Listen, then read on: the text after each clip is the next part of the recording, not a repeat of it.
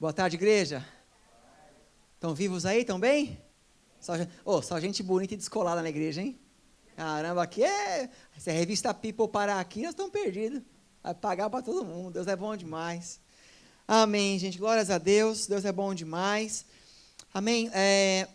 Nós vamos falar hoje a respeito de um assunto que você já deve ter ouvido em outras ministrações, com certeza. Não é algo novo, mas é algo que eu creio que estamos vivendo fortemente, talvez como nunca antes, nos tempos que estamos vivendo hoje. Nosso tema de hoje é a cegueira espiritual. Amém? Ainda vou dizer mais, cegueira espiritual e o segredo do olho direito. Entendedores entenderão. Amém? Vamos lá. Vamos começar aqui. Abre a sua Bíblia comigo em 1 Samuel, capítulo 11, no versículo 1, deixa aberto. 1 Samuel, capítulo 11, versículo 1. Enquanto você está abrindo a sua Bíblia aí, vamos nos situar onde nós vamos começar a ler a história. Amém?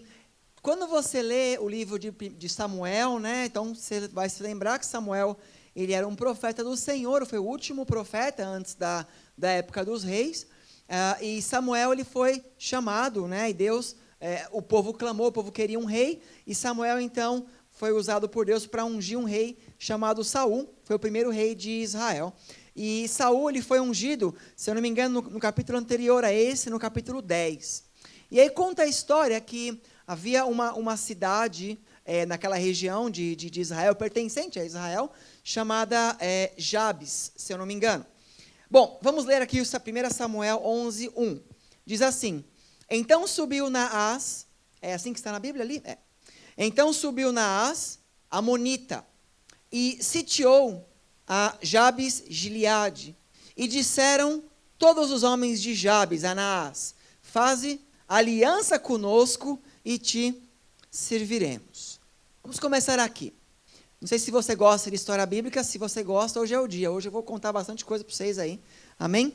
Mas acho que para começar essa história, antes da gente entrar no contexto, vamos entender algumas coisas. Aqui está dizendo que este rei, né, este Naás, ele era amonita.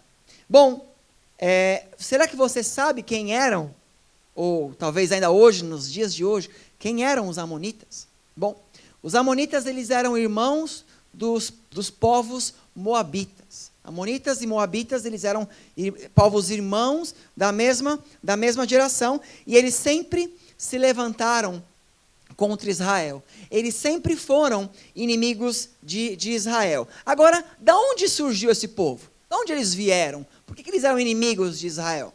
Bom, conta a história bíblica que Deus ele faz um chamado para Abraão. Lembram de Abraão, amém? Deus faz um chamado para Abraão e fala assim: Abraão, sai da sua casa, deixa a sua parentela e vai para a terra que eu te mostrarei.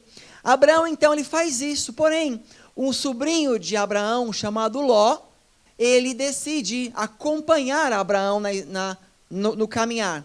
E se você vai lendo a história bíblica, você vai aprendendo que Abraão, ele sempre obedeceu a Deus, e quando você obedece a Deus, gente, Deus sempre te abençoa. Amém? Deus abençoa todas as áreas. Então Abraão, ele seguindo a Deus, mesmo sem saber para onde ele ia, Deus ia prosperando Abraão. Os rebanhos de Abraão iam crescendo, né? Os servos de Abraão iam aumentando. Deus ia prosperando Abraão aonde ele fosse. E o mais maravilhoso é que Deus não ia abençoando só Abraão. Deus ia abençoando todos que estavam com Abraão. Todos que estavam com ele. E conta que Ló, sobrinho de Abraão, também estava sendo abençoado. E chegou um momento que eles estavam acampados em uma terra, e o rebanho que Abraão tinha era tão grande, bem como era grande o rebanho que Ló tinha. E os animais não tinham espaço para comer, não tinha, como chama, pasto, né? Não tinha pasto para todos os animais comerem. E aí os pastores, né, dos rebanhos começaram a discutir. Então, quando nós lemos ali em Gênesis capítulo 13, do verso 8 ao verso 12, fala assim: Então Abraão disse a Ló: Não haja desavença entre mim e você, Ou entre os seus pastores e os meus? Afinal, somos irmãos. Aí está a terra inteira diante de você. Vamos nos separar. Se você for para a esquerda, eu vou para a direita. Se você for para a direita, eu vou para a esquerda. Olhou então Ló e viu todo o vale do Jordão, todo ele bem irrigado, uma terra bonita, até Zoar. Era como o jardim do Senhor, como a terra do Egito. Isto se deu antes do Senhor destruir Sodoma e Gomorra. Ló, verso 11, Ló escolheu todo o vale do Jordão e partiu em direção ao leste. Assim, os dois se separaram. Abraão ficou na terra de Canaã, mas Ló mudou seu acampamento para um lugar próximo a Sodoma, entre as cidades do vale. Amém? Então aqui nós temos duas coisas intrigantes. A primeira delas é que houve uma discussão entre os pastores ali, entre as duas famílias, por assim dizer. E Ló, ele decidiu não mais ficar com Abraão. Ele decidiu. Talvez quando você lê o contexto, você fala assim, mas pastor, Abraão ele fez uma proposta, ó, se você for para a direita, eu vou para a esquerda, tal, mas parece que Ló não teve escolha. Na verdade, aqui não fala que ele não teve escolha, fala que Abraão fez a proposta. Mas Ló diz que a primeira coisa que ele faz é olhar para a terra. Ele fala, bom, já que eu vou embora, eu sou rico, estou cheio de coisas, estou com as minhas ovelhas, estou com tudo, não preciso mais de Abraão. O Deus dele é o meu Deus, ele vai me abençoar da onde eu estiver. Só que Ló ele se esqueceu de um detalhe. Obviamente, Deus era o mesmo. Só que o chamado era para Abraão, não era para Ló. Né? Quando presta atenção, ainda não é o meu foco, mas eu quero que você guarde isso com você. Nós somos abençoados por Deus de acordo com o propósito que Deus nos dá. Se eu e você estamos obedecendo, estamos debaixo do propósito que Ele nos colocou, então nós seremos abençoados em todas as áreas. Quando nós fugimos do propósito, então Deus ele cessa a sua bênção. Não porque Ele não nos ama, mas porque Ele quer que nós voltemos para o propósito. É assim que Deus faz. E Ló, ele estava sendo abençoado enquanto ele estava com Abraão. E aí você sabe da história, que Deus ele vai acabar destruindo Sodoma e Gomorra. Você conhece a história, né? Mas a gente vê que quando Ló ele sai debaixo de Abraão, ele não vai direto para Sodoma e Gomorra. Ele vai primeiro numa terra chamada Zoar, eu acho, ou umas colinas, depois ele vai. Você vê que quando você sai do propósito de Deus, nem sempre você sai de cara. Você sai aos poucos, né? E ele vai. E aí, fala que, segundo ponto, né? Passado, né, um tempo da partida de Ló, sei lá, talvez uns 10 anos, aí, alguns anos então, fala que Abraão, eu estou pulando, tá, para não ficar tão extenso. Fala que Abraão ele recebeu a visita de 3 anjos. 3 anjos vieram visitar Abraão. E fala que esses anjos, eles vieram falar para Abraão que no ano seguinte, Sara, sua esposa, seria mãe. Até, né, fala aí que Sara deu risada, né? Tipo, como é que eu vou ser mãe? Eu sou velha, toda a história que você já conhece. E aí o anjo fala assim para ela, por que você riu? E ela fala, eu não ri não, mentiu para o anjo. Falou assim, não ri não. Ele não minta, não esconda, você riu. Né? Aí ela ficou encabulada. E logo depois que acontece, você vê, Deus dá bens. Os anjos falam assim para Abraão, no ano que vem, você será pai. No ano que vem, o filho da promessa vai... No ano que vem, nesta época, você estará com seu filho nos seus braços. Momento de alegria, amém? Ele já esperava isso uns 40 anos, pelo menos. E então Deus marcou uma data. É uma coisa você falar assim, você pegar o seu filho e falar assim, quando der, o pai vai te levar naquela doceria que você gosta. Esse quando der, gente, é embaçado, né?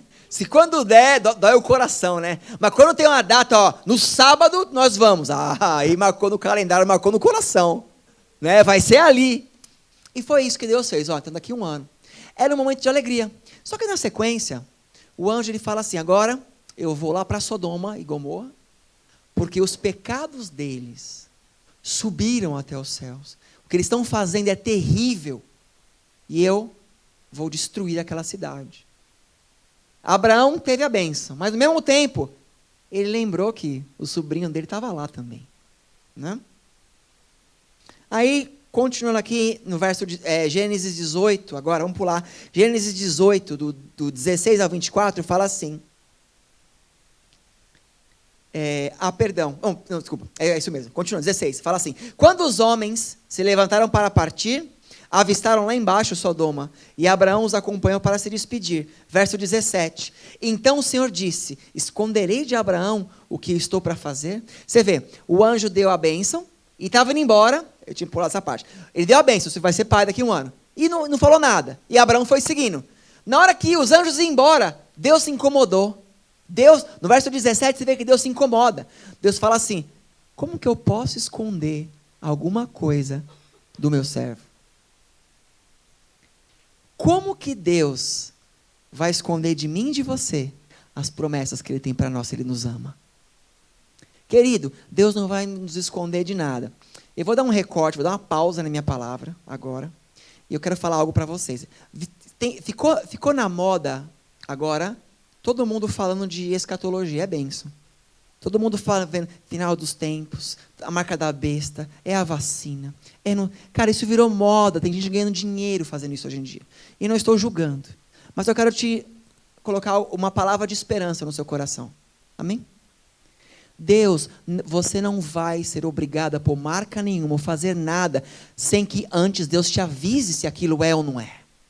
Porque Deus não esconde nada dos seus filhos. Amém? Deus não vai esconder nada. Então, não se preocupe. Vive a sua vida louvando ao Senhor todos os dias. Porque Ele é com você e comigo. Posso ouvir um amém? Amém. Então, aqui voltando, você vê que Deus, como é que eu posso esconder algo de Abraão? E aí no verso 18 continua. Abraão será pai de uma nação grande e poderosa, e por meio dele todas as nações da terra serão abençoadas. Pois eu o escolhi para que ordene os seus filhos e os descendentes que se conservem no caminho do Senhor, fazendo o que é justo e direito, para que o Senhor faça vir a Abraão o que lhe havia prometido. Verso 20. Disse-lhe, pois, o Senhor, as acusações contra Sodoma e Gomorra são tantas, e seu pecado é tão grave, que eu descerei para ver o que eles têm feito, corresponde ao que eu tenho ouvido. Se não, eu saberei. Os homens partiram dali e foram para Sodoma e Gomorra. Mas Abraão permaneceu diante do Senhor, ele ficou em oração. Abraão aproximou-se dele e disse, exterminarás o justo com o ímpio? Se houver 50 justos na cidade, ainda a destruirás e não pouparás o lugar por amor aos 50 justos que nele estão? Pois bem, então aqui você vê que Abraão recebeu algo de alegria, mas Abraão ele tinha amor no seu coração.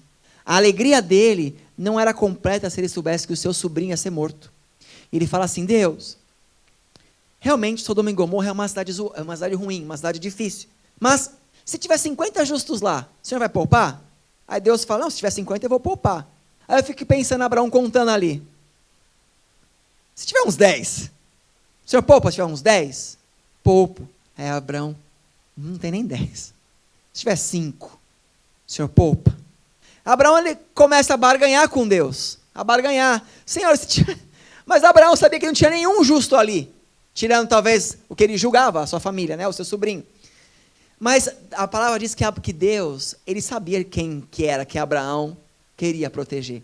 E fala que quando os anjos chegaram lá na cidade, eles bateram na porta de Ló, né? E bateram, e Ló reconheceu quem eles eram. E aí os anjos começaram a falar, né? Olha, pega aí a sua família, seus cunhados, enfim, todo mundo que você tem, e vai embora, porque essa cidade, os pecados dela vão ser destruídos. Por causa dos pecados, essa cidade vai ser destruída. Para você que não conhece a história, só para dar uma vírgula de como que era, quando esses homens, os anjos, né, como homens, chegaram na cidade, os homens que habitavam ali olharam para eles e quiseram ter relações sexuais com eles. Eles foram na casa de Ló. Quem são esses homens que entraram aí? Entrega eles a nós para que possamos tê-los, para ter relações sexuais com eles. Olha o nível que era essa cidade. Isso é só uma vírgula do que eu poderia dizer. Né? Então, quer dizer, eles... Né, e eles falam ali com Ló e tal, e Ló entende, e Ló vai, né, fala com os maridos, os esposos que não eram casados ainda, mas os noivos das filhas, mas no final, ninguém quis saber. E aí o anjo fala, agora, você, sua esposa, tuas filhas embora, e não olhe para trás, porque nós vamos destruir a cidade. E aí você vê então, quem conhece a história sabe que a esposa de Ló olha para trás e ela se transforma numa estátua de sal. Então no final, haviam apenas 3 justos naquela cidade. Não é? Foi os que Deus salvou.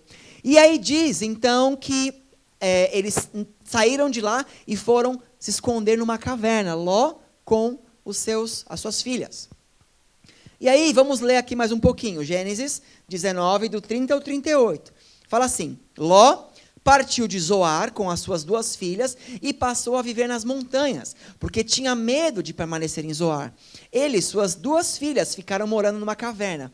Um dia, a filha mais velha disse à mais jovem, o nosso pai já é velho, já está velho, e não há homens nas redondezas que nos possuam, segundo o costume da nossa terra. Vamos dar vinho ao nosso pai, e então nos deitaremos com ele, para preservar a linhagem do nosso pai. Naquela noite deram vinho ao pai, a filha mais velha entrou e se deitou com ele. E ele não percebeu quando ela se deitou, nem quando se levantou. No dia seguinte, a filha mais velha disse à mais nova, ontem à noite deitei-me com meu pai, vamos dar-lhes vinho também essa noite, e você se deitará com ele, para que preservamos a linhagem do nosso pai. Então, outra vez deram vinho ao pai naquela noite, e a mais nova se deitou com ele, e ele não percebeu quando ela se deitou, nem quando se levantou. Assim, as 2 filhas engravidaram do próprio pai. A mais velha teve um filho, e deu-lhe o nome de Moabe, povo moabita. E este é o pai dos moabitas de hoje. A mais nova também teve um filho e deu o nome de Ben-Ami, que este é o pai dos amonitas de hoje. Voltando para nossa... Vamos voltar lá para 1 Samuel 11:1. Então subiu Naás amonita. Está vendo de onde vem esse rei? Ele vem de um pecado lá atrás. Ele vem de uma geração que não era para ter nascido. Ele vem de algo corrompido, ele vem de algo ruim. Agora, alguns de vocês podem pensar assim, mas talvez alguns de vocês pensam apenas no pecado do incesto, né? Mas não era só isso. Muito embora teve isso, obviamente, mas você vê que, além disso, foi algo sem total consentimento do pai, né? Foi algo maquinado ali, algo maquinado. A ideia era boa, né? Acho que esse texto, né, que a gente leu antes é totalmente o contrário, que os fins justificam os meios, né? Porque você vê que o que elas fizeram realmente não justificou. Estes povos hoje são os árabes. Eles vêm de toda essa época, vêm de lá. Esse povo que se levantam, né? Tem a descendência de Ismael, que é um dos filhos de Abraão também, mas todos eles vêm daquela região, olha só. E fala que esse rei Naás, ele era o rei amonita. Agora vamos ler. Então subiu Naás amonita e sitiou Jabes de Gileade. Disseram todos os homens de Jabes a Naás, faze aliança conosco e te serviremos. Vocês veem que Naás, o nome original de Naás é Nahash. Nahash é um nome hebraico que significa serpente. É o mesmo nome da serpente do Éden, Nahash. Né? Então você vê amonita com o nome Nahash. Não é?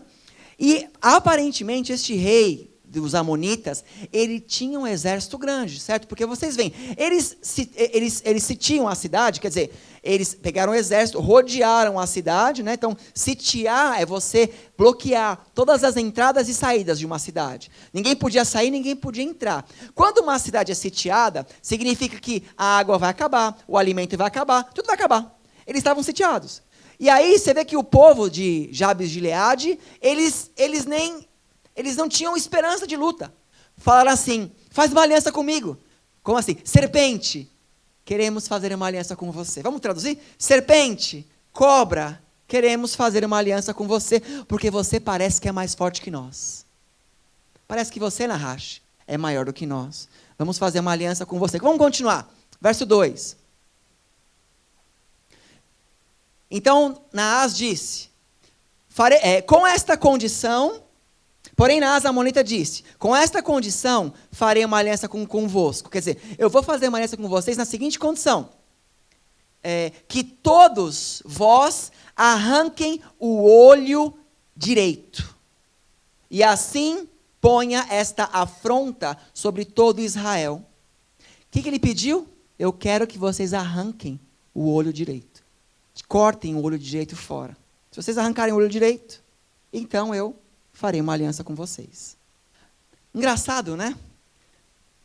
O inimigo aqui nessa história, Nahash, ele pede como marca, um sinal, o olho direito. Ele quer o olho direito. Aí no verso 3, continua, diz assim: então os anciões de Jabes lhes disseram: deixa-nos por 7 dias, para que enviemos mensageiros por todos os termos de Israel, e não havendo ninguém que nos livre, então viremos a ti.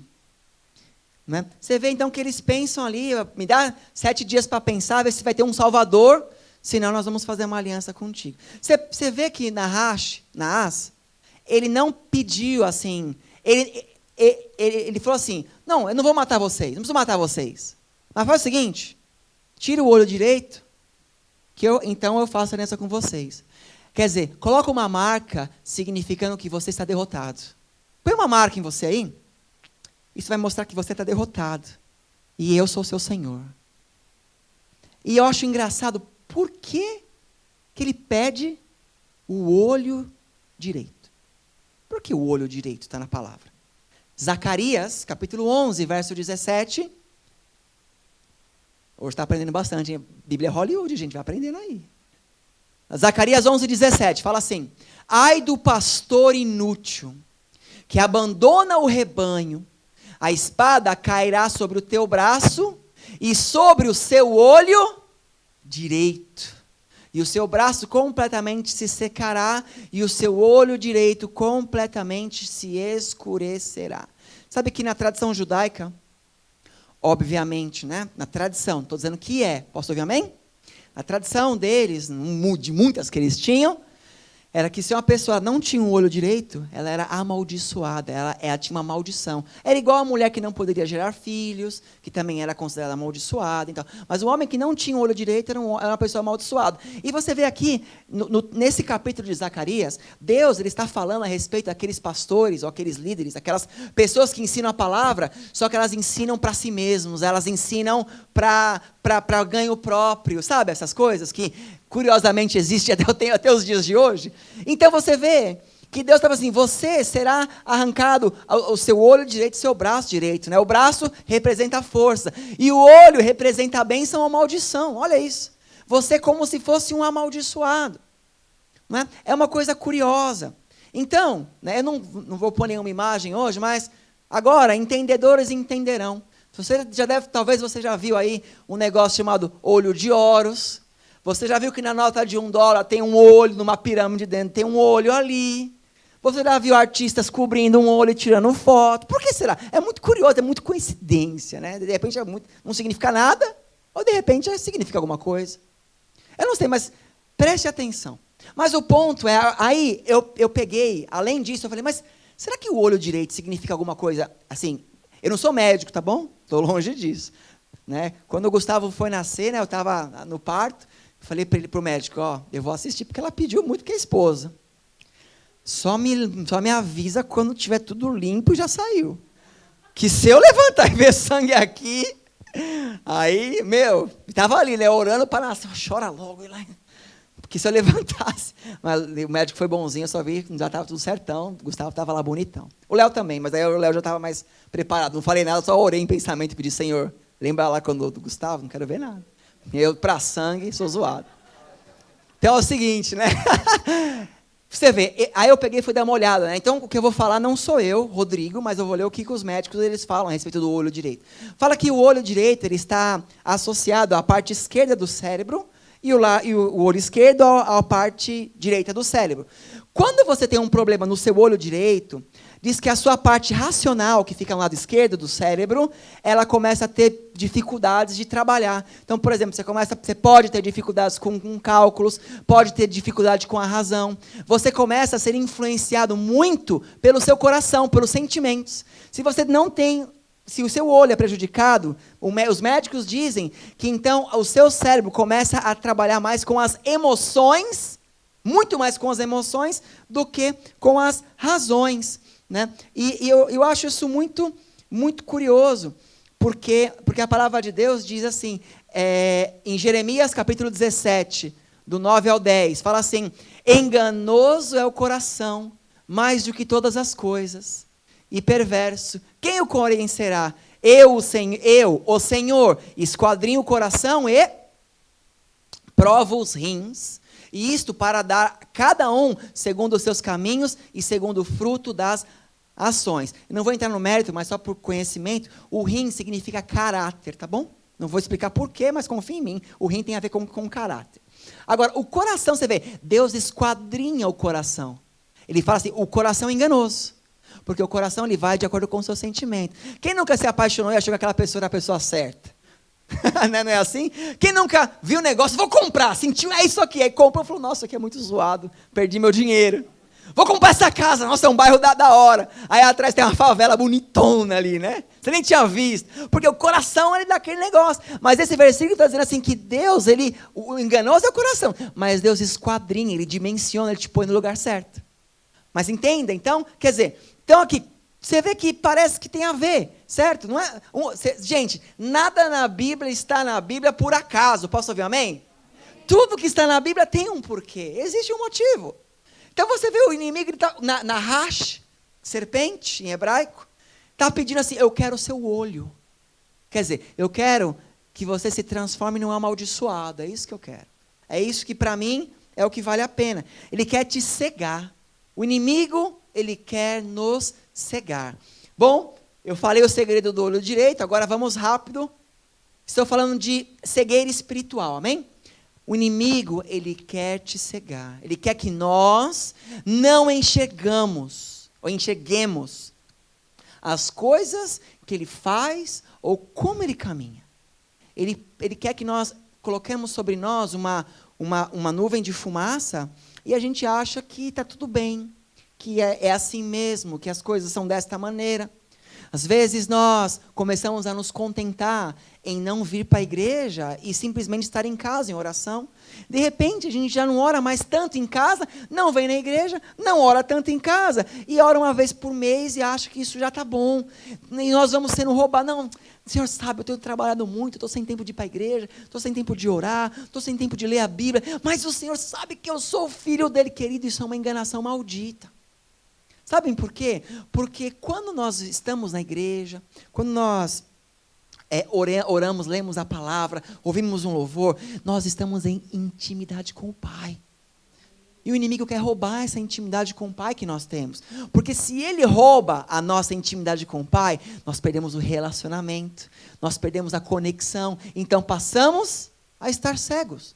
Passamos a não ver, de repente um aborto, mas de repente as pessoas começam a achar aborto normal.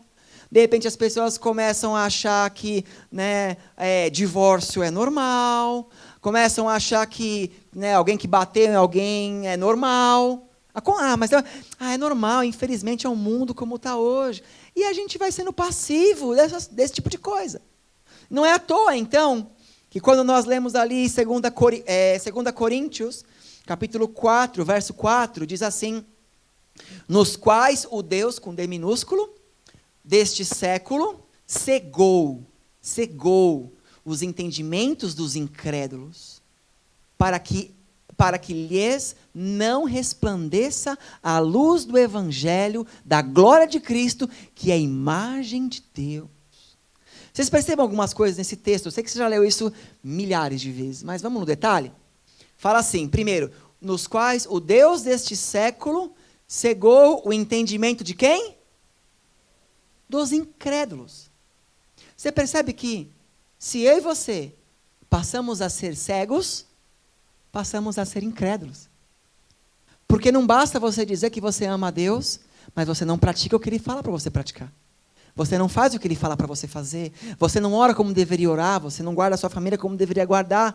Você fica cego, então você é um incrédulo. O inimigo só consegue cegar quem é incrédulo. Quem não é incrédulo vê, enxerga e se posiciona. A palavra de Deus diz que Paulo diz assim: morrer para Cristo é lucro. Morrer para Cristo é lucro. Algumas pessoas estão com medo, vou voltar no exemplo, mas algumas pessoas, meu Deus, o Apocalipse. Parece que é incoerente. Algumas pessoas oram tanto para Jesus voltar e quando está vendo os sinais, já está desesperado. Meu Deus do céu, e agora? Gente, desculpa, um é outro, você, então ora para Deus não voltar, então. Né? Quer dizer, e se tiver... Gente, perdão pelo que eu vou falar, não quero escandalizar a igreja, amém? Mas, se você tiver que morrer por Cristo, então morra por Cristo. Porque o lugar que você vai, que eu vou, é muito melhor do que isso tudo. Estaremos lá com a nossa família, com os nossos filhos, com a nossa descendência. Porque Deus é fiel. Amém? Dá uma salva de palmas ao Senhor aí, em nome de Jesus. E aí ele fala assim, ele cega os incrédulos para que a luz do evangelho não resplandeça. Sabe, aquela pessoa assim, que ela até crê em Deus, mas ela está tão cega que ela começa a achar que não vale mais a pena. Não vale a pena, mas a igreja está tão corrompida, as igrejas hoje em dia. Puxa, começa a achar que não vale mais a pena. Mas lembra, você não vem na igreja pelos outros, você vem por você. Você vem por relacionamento com Deus. Você não vem aqui por mim, por mais que eu sou super legal. Mas você vem por você. Amém? Em nome de Jesus, é por isso que nós vemos. Não importa quantas pessoas tenham, não importa quão longe é. Você vem porque você quer sentir Deus. Porque você quer Deus em você. Porque você quer uma palavra de esperança. Porque você quer saber a direção que você encaminhar. Você vem porque você ama. Porque você sabe de onde Deus te tirou. E você sabe para onde Ele vai te levar. É por isso que você vem. Posso ouvir amém? É por isso que nós vimos até este lugar. E fala então que o inimigo ele quer furar teu olho. Né? Olha, deu bem esse chavãozinho. Ele quer furar teu olho. Ele quer te cegar. E é engraçado, porque a gente vê tanto, né, não quero ficar falando de símbolos ou sinais, amém? Acho que isso não nos leva a nada, mas só quando você vê tantas pessoas, você vê, né, se você clicar no Google, escrever lá, atores de Hollywood, um olho, você vai ver um monte de gente fazendo esse sinal, como se estivessem o servindo. Né, como se eu estou protegido, porque estou sendo guardado por aquele que pediu o meu olho. Meu irmão, se você entregar uma unha para o diabo, você está lascado. Você está no sal. Não entregue nada, não negocie nada. Nada do que ele te falar, o que ele te colocar é bom. Nada. Nunca. Nunca. Amém? Porque Deus, agora, aquilo que Deus falar, meu irmão, pode confiar com toda certeza. Deus nunca vai te pôr numa furada. Mesmo que às vezes você está numa situação que você não entende o motivo. Você está ali, você está sofrendo, você está numa batalha, sabe? Mas, mesmo assim, se você confiar que Ele que te colocou ali, é vitória na sua vida, vai dar certo. Vai terminar e vai ser vitória na sua vida, em nome de Jesus. Porque o nosso Deus, Ele quer que nós enxerguemos quem Ele é. Ele quer que nós o vejamos, em nome de Jesus. Olha isso, João capítulo 9, do verso 35 ao verso 41, fala assim, Jesus ouviu que haviam expulsado. Para te contar o contexto, você vai ficar meio sem pé nem cabeça. Jesus havia curado um cego de nascença. Lembra da história? Jesus curou um cego de nascença. E aí esse cego entrou no templo. Né? E aí lá os fariseus, enfim, os escribas, todo mundo estava ali, começou a olhar para ele e falou assim, mas como assim? Como assim está curado? E ele começou a falar que quem curou ele foi um homem, né, que deu a palavra e tal, não sei o quê. E aí começaram a questionar, mas quem era esse homem? Né? É mentira, você não era cego. Chamaram os pais dele para questionar os pais. E o cara já era adulto. E os pais a Bíblia fala que os pais ficaram com medo, né, de confrontar os fariseus. E o pai falou assim, não, mas pergunta para o meu filho, ele é adulto, ele não é cego. Fala com ele que eu vou ali, né? Estava com medo, né? E aí ele confirmou. Aí no final, não, mas com certeza não, você está mentindo. Ou falar que quem te curou pela arte das trevas, de Beelzebu. E aí expulsaram ele. Pegaram e tiraram ele da sinagoga. Expulsaram. E aí vem o texto onde eu estou. Verso 35. Jesus ouviu que haviam expulsado e ao encontrá-lo disse, você crê no Filho do Homem? Perguntou o homem. Quem é ele, Senhor, para que eu nele creia? Porque o homem que era cego não viu quem tinha o curado. Não tinha certeza, mas era. Ele falou assim, com certeza quem me curou é um homem de Deus. Só um homem de Deus podia fazer isso por mim. Sabe que um dos sinais do judeu para saber quem era o Messias, eram 4, mas um deles era que o Messias seria o único capaz de curar um cego de nascença. Esse era um dos sinais. O outro era o único que seria capaz de curar um surdo mudo. Tudo que Jesus fez. Então ali eles estavam vendo que Jesus estava completando os sinais de ser Messias. E eles não queriam que Jesus fosse o Messias por N motivos, mas enfim. E fala assim, então perguntou o homem, quem é ele para que eu nele creia? Verso 37. Disse Jesus, você já o tem visto, é aquele que está falando com você. Então o homem disse, Senhor, eu creio. E o adorou. Disse Jesus, eu vim a este mundo para o julgamento, a fim de que os cegos vejam, e os que veem se tornem cegos. Alguns fariseus que estavam com ele ouviram-no dizer isso e perguntaram, acaso nós também somos cegos? Disse Jesus, se vocês fossem cegos, não seriam culpados do pecado, mas agora que dizem que podem ver, a culpa de vocês permanece. Pesado, né? Jesus bateu, chibata.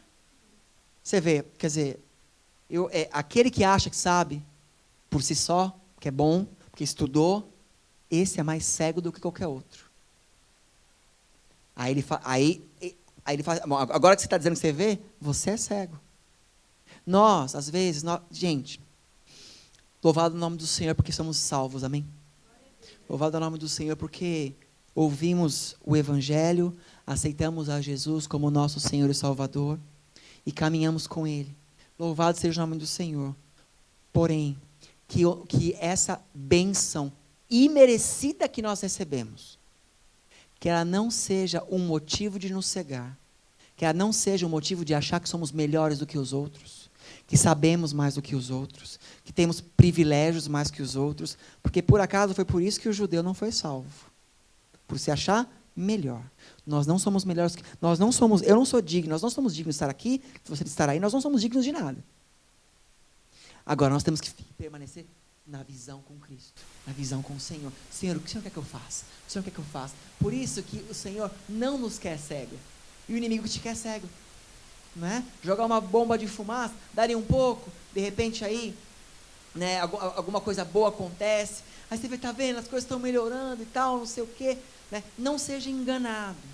Não estou dizendo para viver, né, uma vida de medo, mas estou dizendo assim, não seja enganado com as coisas que os seus olhos veem, para que você não seja cego. Veja pelos olhos que Deus está colocando em você.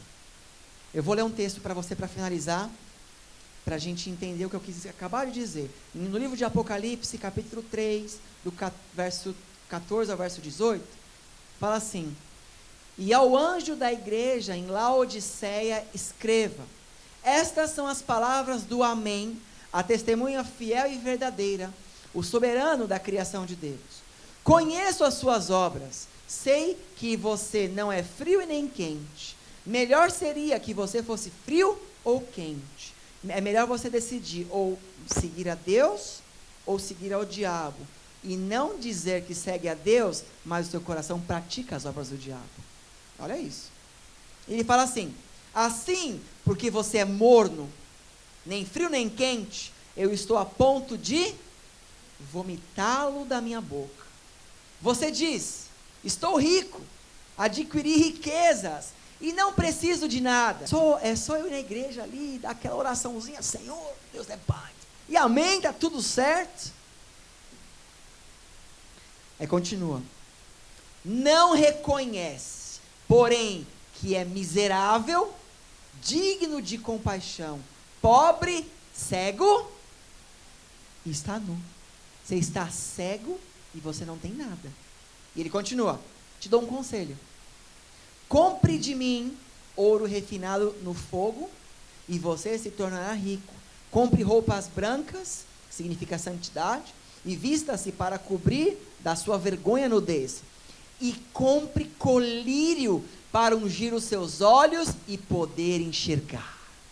Ele fala assim, compre colírio de mim, compre da minha visão. Se você está com dificuldade de ver, se você se olha e acha que está morno, de repente, poxa, eu não tenho mais a mesma fé, não tenho mais a mesma força, eu tenho escutado um monte de notícias ruins, e essas notícias têm abalado a minha fé, como eu disse no último culto, têm sufocado a minha fé, e de repente nós estamos assim e tal, né? A palavra diz assim, pare, Reconhece o seu problema. Chega ao Senhor: Senhor, abra os meus olhos. Eu não quero viver a minha vida de acordo com o que a mídia ou com o que as pessoas me colocam, mas eu quero viver a minha vida de acordo com a tua vontade, com aquilo que o Senhor tem para mim. Não interessa o mundo como esteja. Querido, o mundo sempre teve problemas. Sempre teve pandemia, sempre teve crise, teve peste negra, teve gripe espanhola, teve guerra, teve um monte de coisa no mundo e a humanidade prosseguiu. Querido, nós estamos neste momento agora, amém? E Deus, Ele está assim, nada mudou. Eu digo assim, a salvação ainda continua, você e Deus. O caminho continua, você e Deus, independente das situações. Então, não se torne cego, amém? Sabe, nós temos que buscar assim: Senhor, toda oportunidade que eu tiver, eu quero estar na tua presença. Todas. Meu, tem célula, segunda, terça, quarta, eu vou todo dia. Eu posso ler a Bíblia todo dia? Vou ler todo dia. Tem audiobook aí, para quando eu estiver dirigindo, eu vou estar ouvindo um audiobook. Eu vou comprar aquela Bíblia daquele rapaz, como é que chama aquele cara que leu a Bíblia inteira lá, o Cid Moreira. Vou comprar a Bíblia do Cid Moreira, eu vou escutar no carro, né? Eu não sei, gente, mas tudo que a gente puder alimentar o nosso coração de coisas boas. Vamos lá. Chega de notícia ruim. Chega de maldição que vem no seu ouvido. Chega de maldição que entra pelos seus olhos. Chega de medo. Eu vejo uma incoerência muito grande. A palavra de Deus diz que Deus não nos deu espírito de covardia e nem de medo. Como que eu vou viver uma vida de medo? Vou ficar com medo de colocar meu filho num playground ali. Tudo bem, eu tenho que ser, gente, não quero entrar em polêmica aqui, amém? Não estou dizendo para ser incoerente, mas eu vou ficar com medo, eu vou envelopar a minha família, vou pôr na rua? Não. Senhor, o que eu puder evitar, eu evito, mas se eu estiver aqui na igreja, eu vou na igreja, acabou. Se eu tiver uma arena no parque, como teve lá, né, no sábado, houveram 7 americanos assistindo a célula. Dá glória a Deus aí, gente. Foi num parque aberto. É isso, né? É que eu estou errado aqui, né? Americano hispano, né? Caramba. Senhor te bendiga. Você vê? Então, gente, vamos prosseguir. O que eu quero é assim: Senhor, abre a minha visão. O que é abrir a visão, gente? É assim: Senhor, me mostra o lugar que eu tenho que ir e onde eu não tenho que ir. Coloca no meu coração, Deus. Se eu vou lá naquele lugar hoje, Senhor, eu tenho que estar lá? Ó, colírio espiritual. Ah, Deus está me mostrando que não é para ir, então não vou. Não, Deus está falando que é para ir, então eu vou. Se Deus não pingar o colírio espiritual em nós viveremos uma vida de cego. Agora imagine, olha o problema de ser, o problema de ser cego é ser cego e cristão. Sabe por quê? Porque o cego é cego, né? Um dia, que seja curado, mas um cego cristão, ele é um cego guiando outro cego. É você ensinando um evangelho quebrado para alguém que está cego. Ensinando, olha, Deus é bom, mas o diabo é forte, hein?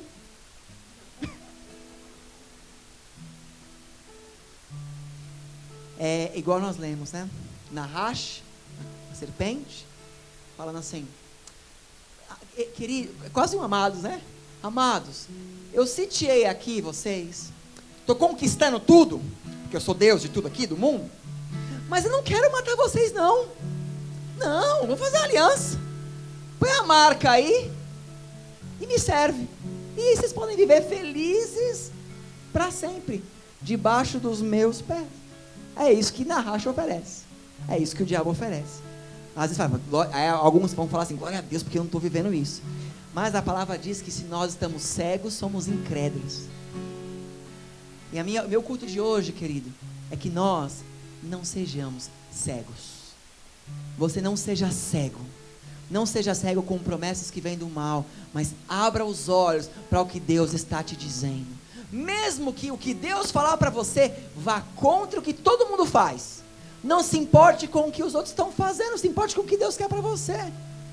Porque sabe por quê no final? Vamos ser muito, muito claro aqui. Os outros não podem te salvar. Somente Deus pode te salvar. Amém, igreja? Dá uma salva de palmas ao Senhor aí. Fique de pé no seu lugar em nome de Jesus. Hoje nós não seremos cegos. Nós vamos fazer uma oração hoje aqui neste lugar, amados, para que nós possamos, no nome de Jesus, receber desse colírio que está em Apocalipse, abrir os nossos olhos e entender quais são as estratégias que o inimigo vem contra nós, mas também entender o que é que Deus, quais são os caminhos que Deus tem para você. Às vezes Deus está falando comigo e com você já há semanas, assim, olha, vai para cá, segue esse caminho, só que nós não estamos vendo. Deus está falando, ó, fala assim com a tua esposa, fala assim com o teu filho, fala assim com o teu marido, fala assim com o seu pai, fala assim com a sua mãe. Ele está falando, e você, não sei se é, será que é de Deus, será que não é, será que eu faço? Não, vamos ouvir a Deus, né? Acho que foi o Gabriel, ó, pastor, alguém disse aqui no altar hoje assim, louvado ao Senhor que nós temos o privilégio de estar na igreja hoje. Quantos no Brasil não podem ir para a igreja, gente? Quantos na nossa terra amada não podem ir na igreja? Quantas pessoas estão sem tomar a Santa Ceia já há meses, porque não tem ninguém para ceiar com eles? Inclusive domingo que vem Santa Ceia, em nome de Jesus, amém? E nós podemos. Nós somos aqueles que Deus, pela graça e misericórdia dele, nos permitiu estar na igreja. E mesmo assim, olha quantas cadeiras vazias ainda. Mas sabe o que é o importante? A sua cadeira está preenchida. Posso ouvir um amém? Amém. A sua cadeira está aí, amado. Então comece a orar comigo aí no seu lugar. Comece a pedir para Deus assim: Senhor, fala comigo hoje neste lugar. Senhor, eu coloco no seu altar agora, Pai, os meus sonhos e desejos. Senhor, eu não quero mais ouvir a voz de Nahash, a voz da serpente, me ditando o que eu tenho que fazer, me falando o que eu posso ou o que eu não posso. Senhor, em nome de Jesus, eu quero fazer a tua vontade. Senhor, eu quero ouvir a sua voz, eu quero ver a sua presença, eu quero enxergar os teus caminhos, ó Deus.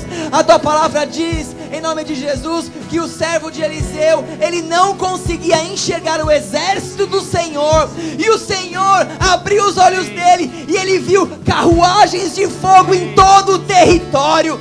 O inimigo está dizendo para nós que os demônios estão ao nosso redor, mas nós temos anjos do Senhor multiplicados em todo lugar, muito mais do que o inimigo tem contra nós. Porque Deus é sobre a nossa vida, em nome de Jesus. Senhor, coloca sobre essa igreja agora uma porção nova de fé, uma porção de coragem, uma porção de força e perseverança, Senhor. Que essa igreja não tenha medo de enfrentar os seus desafios, que essa igreja não tenha medo de falar para o diabo: sai da minha vida em nome de Jesus. Que essa igreja não tenha medo de ser usada pelo Espírito Santo de Deus. Espírito Santo de Deus, move sobre essa igreja, move sobre cada coração, move sobre cada pessoa. Que cada pessoa receba do melhor de Deus, em nome de Jesus. Aleluia. Amado é o mais belo entre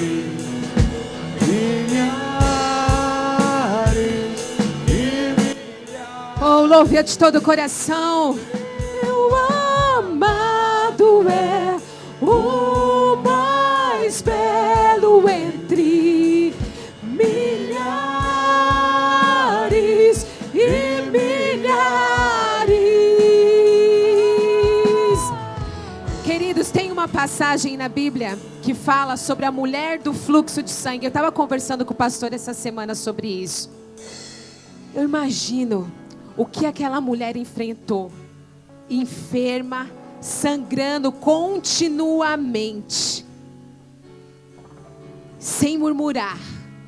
E quando ela ficou sabendo que ali onde ela estava existia o Messias, Jesus, o Todo-Poderoso, e ela falou: eu vou ao encontro deste homem, eu vou ao encontro, porque se eu tocá-lo, eu serei curada, eu serei restaurada, eu serei transformada.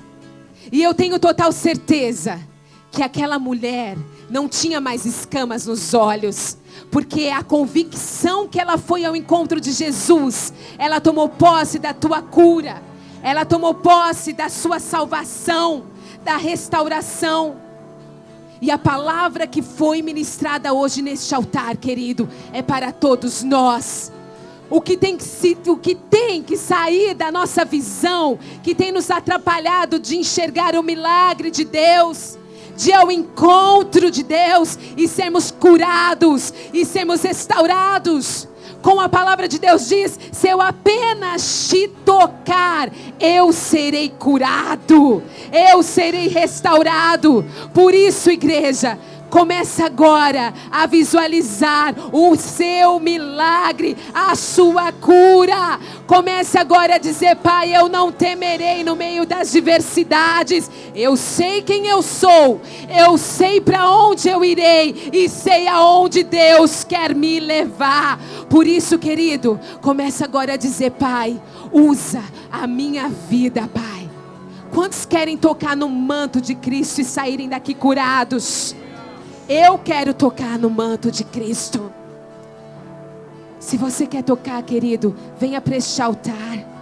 Esteja livre para vir para este lugar que é o lugar de cura, o lugar de restauração.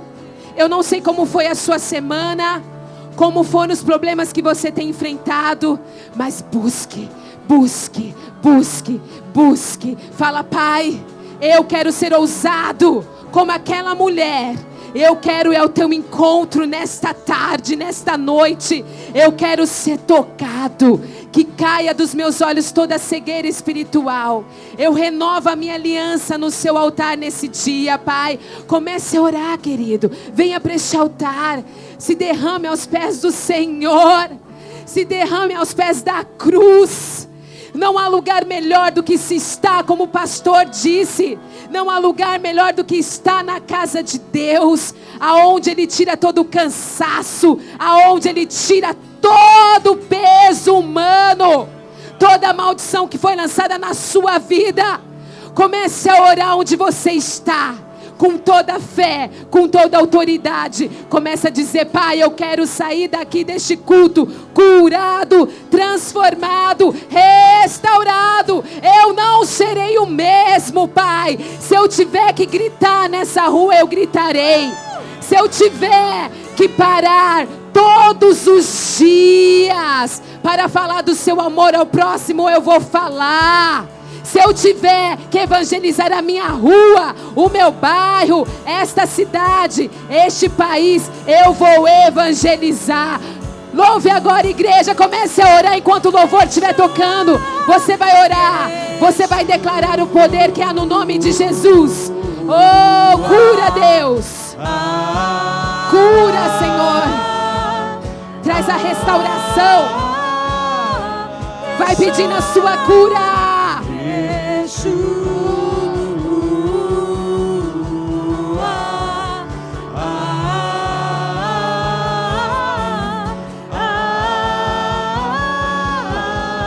Fale com Ele.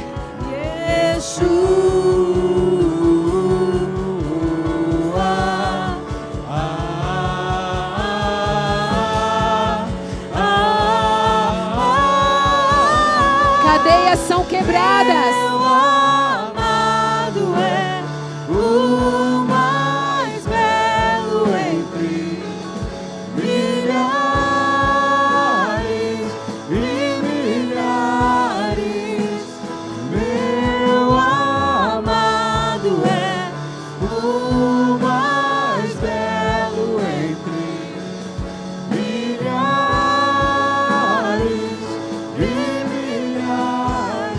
Repete assim comigo. Você que entendeu a palavra que foi ministrada, diga assim: Pai, eu saio daqui com a convicção de quem eu sou, de que há poder no seu nome, e eu retiro de mim toda dúvida humana. Eu retiro de mim todo questionamento humano. Mas eu quero, Pai, viver debaixo da tua graça, debaixo da tua unção. Eu não sei o que vai acontecer daqui 1 ano, 5 anos, 10 anos. Para mim não importa, porque eu sei que eu estarei debaixo das tuas asas, sendo guardado por ti, restaurado por ti, guiado por ti. Por isso, Deus, eu tomo posse desta oração e profetizo que eu vou viver os seus milagres. Vou viver os seus milagres em nome de Jesus. Em nome de Jesus. Em nome de Jesus. Continue nesse mesmo espírito. Oh Deus. Se você quer renovar a sua aliança com Deus essa noite, querido, nós vamos fazer a oração do apelo, que não é somente para quem já é cristão, mas para aquele que quer realmente se entregar por completo. E esta oração é aquele que quer crescer no seu ministério também, é aquele que quer ser desafiado, é aquele que quer, Senhor, eu não quero mais viver somente os prazeres dessa carne, Pai, mas eu quero viver debaixo da Tua graça.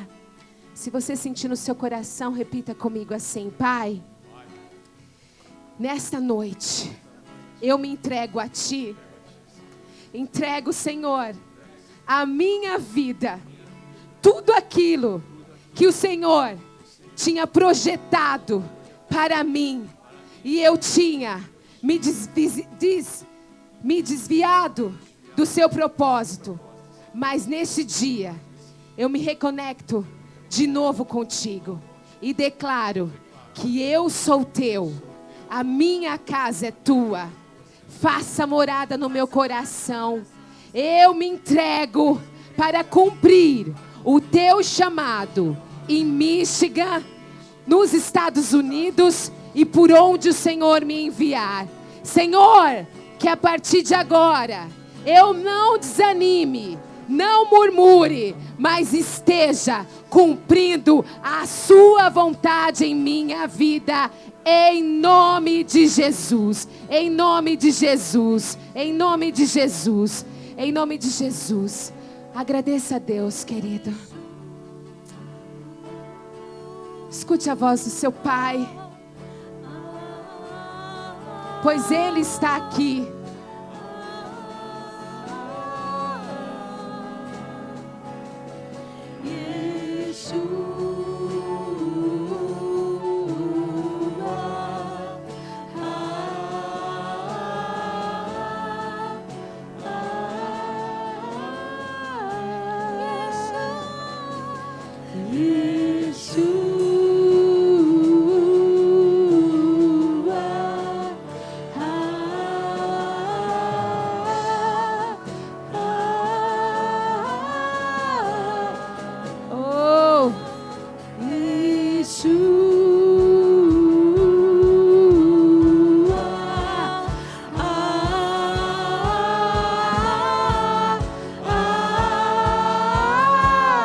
Está aqui, oh,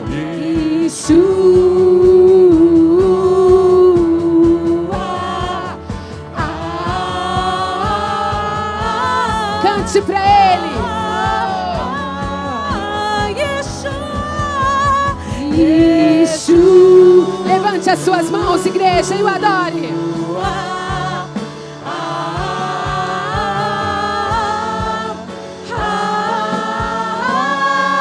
Todo-Poderoso, Yeshua.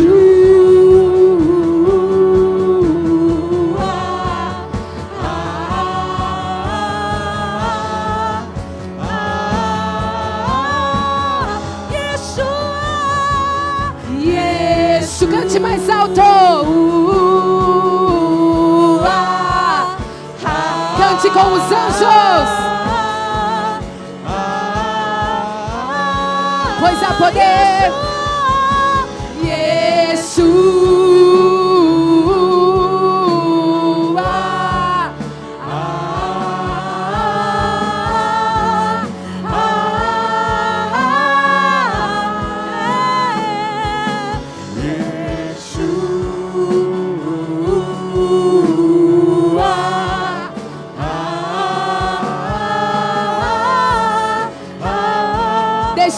Deixa a igreja, que Deus quer ouvir. Yeshua.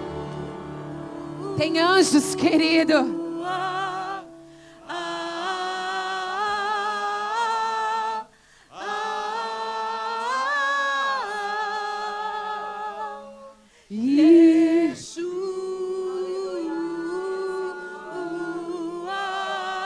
Está perto a volta do Rei dos Reis, que virá no seu cavalo branco. Oh, Sorendarabassuri cantarás. Começa a visualizar, querido, o poder que há no nome de Jesus. Sopra Espírito Santo nessa igreja. Acorda, Senhor, o teu povo. Começa a visualizar. Oh,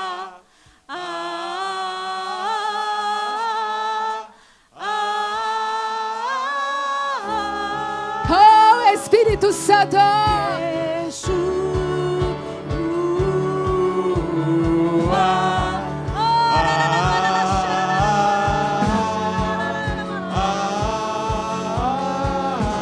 Oh, e na sua boca poder.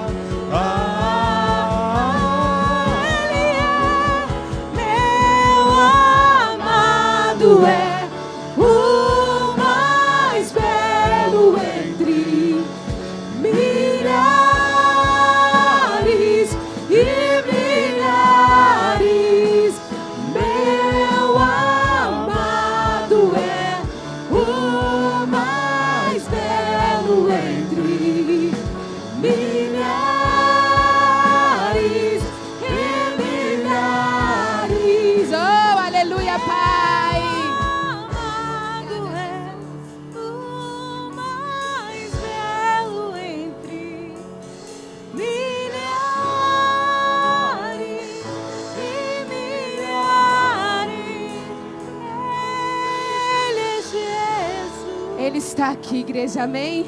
Quantos sentiram?